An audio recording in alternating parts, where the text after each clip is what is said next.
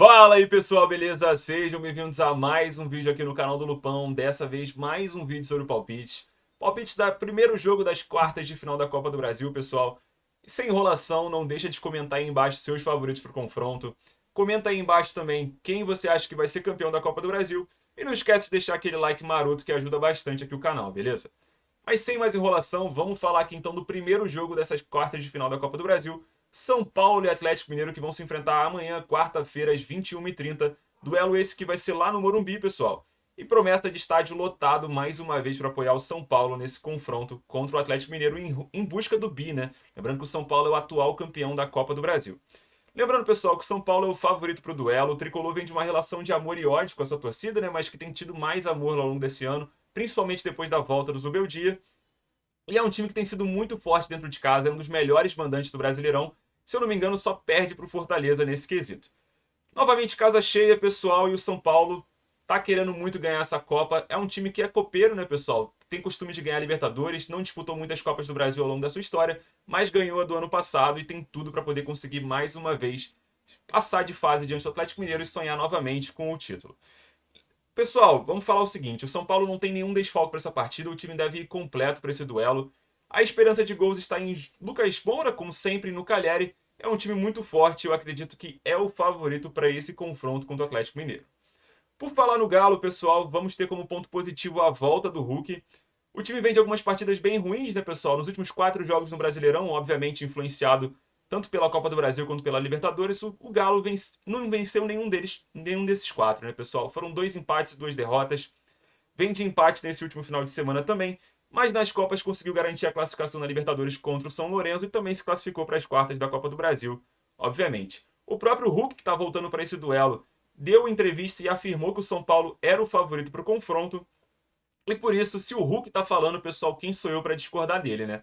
Então eu acredito que o São Paulo seja sim o favorito para esse confronto. Lembrando também, pessoal, que o Galo também é um time muito copeiro, que com certeza não vai deixar barato esse duelo no Morumbi, mas eu acredito que dentro de casa o São Paulo vai fazer prevalecer o seu campo. E o ideal para o São Paulo, pessoal, é conseguir vencer esse jogo com mais de 2 gols de diferença. Pelo menos 2 gols, porque assim consegue levar uma margem bem positiva para Minas Gerais. Lembrando que o Galo é um time muito difícil de enfrentar dentro de casa, né, pessoal? Então vou aqui apostar no São Paulo, acredito que o São Paulo vai ser o favorito para esse confronto. Falando aqui então, pessoal, de Bahia e Flamengo, um jogo bem interessante entre esses dois clubes, né, que tiveram uma boa partida no Brasileirão, que acabou com vitória do Flamengo. Lembrando que o Bahia jogou no final de semana contra o Botafogo, acabou um empate em 0-0. Foi o primeiro clube que não tomou gol do Botafogo na competição, o que já é um fato muito positivo para o Bahia. Porém, foi um jogo muito franco, o Bahia teve diversas oportunidades no final da partida e o Botafogo também teve bastante oportunidade do início do segundo tempo até a metade. Né? Um jogo que acabou oscilando entre quem teve mais chance de fazer durante a partida. Mais um jogo interessante, o Everton Ribeiro é a esperança de gols do Bahia, a lei do ex. Everaldo também em boa fase junto do Tassiano, são as esperanças do Bahia para esse confronto contra o Flamengo. Já o Flamengo vem de vitória nesse último final de semana, um duelo bem difícil contra o Bragantino, que é um time sempre muito chato de se enfrentar. E como ponto positivo teve a estreia do Michael. O homem voltou fazendo gol e é a aposta do Flamengo para esse duelo contra o Bahia. O Flamengo deve montar um time bem estruturado defensivamente, apostar nos contra-ataques e tentar ser letal quando tiver a bola. Lembrando que o Flamengo não vai ter o Pedro nem o Gabigol, que seguem desfalcando o time, mas vai ter o Carlinhos, que é um centroavante aí interessante, consegue reter a bola. É a principal arma ofensiva do Flamengo para esse confronto ao lado do Michael. Pessoal, jogo bem difícil, acho que o Bahia tem muito potencial para poder vencer, mas é muito difícil a gente duvidar do Flamengo. O Flamengo é um time muito forte, apesar de não ter feito jogos tão brilhantes recentemente nessa era Tite, né, principalmente nos últimos 10 jogos. Eu acredito que esse confronto vai acabar em empate e o Flamengo vai conseguir se segurar diante do Bahia. Beleza? Vamos para o próximo confronto aqui então, pessoal. Esse confronto que também ocorreu nesse final de semana. O Vasco vem de vitória agora sobre o Atlético Paranaense por 2-1, também em São Januário, né, pessoal? Vitória do Vasco com gol nos últimos minutos. O Vasco já havia feito 2-1 um pouquinho antes, mas o juiz acabou anulando. Gol da lei do ex, né, do Hugo Moura, mas acabou que o juiz anulou. Mas o Vasco foi lá e de cabeça o Verratti conseguiu fazer 2-1 para o Vasco contra o Atlético Paranaense. E esse tem sido o principal problema do CAP ao longo da competição. As bolas aéreas têm sido o principal ponto negativo do time paranaense. E o Vasco com certeza vai continuar explorando esse fator que deu muito certo no duelo do final de semana. Pessoal, novidades no Vasco pode ser a estreia do Jean Menezes, jogador que foi contratado aí nesse final de semana, já pode estrear nesse duelo contra o Atlético Paranaense. mas dificilmente ele deve estrear. O Vasco deve manter a mesma estrutura de time que venceu o CAP nesse final de semana. Destaque, é claro, para a volta do Verratti, que voltou fazendo gol e tem tudo para poder ser o artilheiro do Vasco nessa Copa do Brasil. É o grande nome desse time, a grande referência ofensiva.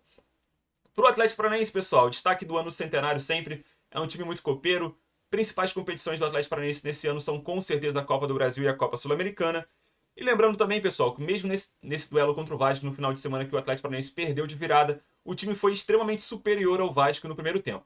Então o time já conseguiu ser superior ao Vasco jogando fora de casa recentemente. E se conseguir manter o mesmo ritmo do primeiro tempo nesse jogo da Copa do Brasil, tem tudo para poder conseguir segurar o Vasco e conseguir, quem sabe, um bom resultado fora de casa. Lembrando que o empate aqui já é muito bom para o Atlético Paranaense, uma derrota por um gol de diferença já seria um resultado muito bom que vai decidir esse confronto dentro de casa na próxima semana, né, pessoal? Ponto negativo são as bolas aéreas que eu comentei, mas o principal ponto negativo com certeza é a ausência do Fernandinho, o jogador que se lesionou na Copa Sul-Americana, vai ficar 3 meses fora e possivelmente, como a gente está no final de agosto, né, pessoal, não deve mais atuar pelo Atlético Paranaense até o final do ano. Um grande desfalque e eu acredito que isso vai pesar muito negativamente para o Atlético Paranaense.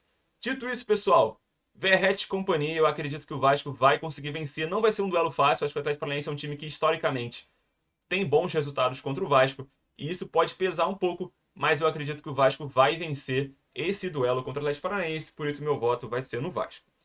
Pessoal, falando aqui então do último jogo, né? Corinthians e Juventude, Juventude e Corinthians.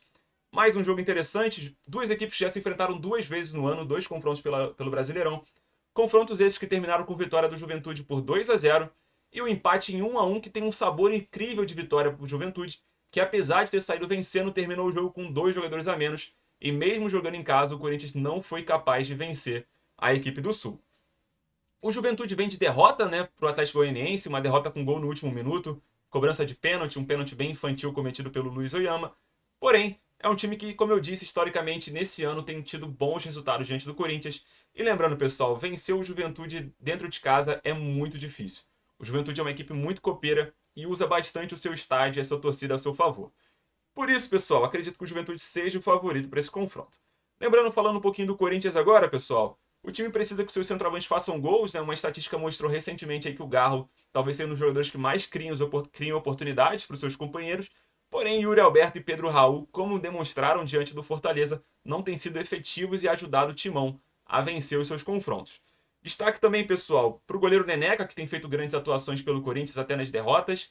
Destaque também, pessoal, para a possível estreia do volante espanhol José Martínez, né, que vem para ajudar e somar o Corinthians a melhorar e conseguir, quem sabe, se livrar do rebaixamento e até beliscar um título de Copa do Brasil. E destaque também, pessoal, para o Thales Magno, que acabou saindo no início da partida contra o Fortaleza por uma luxação no ombro, mas que provavelmente já estará à disposição para esse confronto contra o Juventude quinta-feira, pessoal.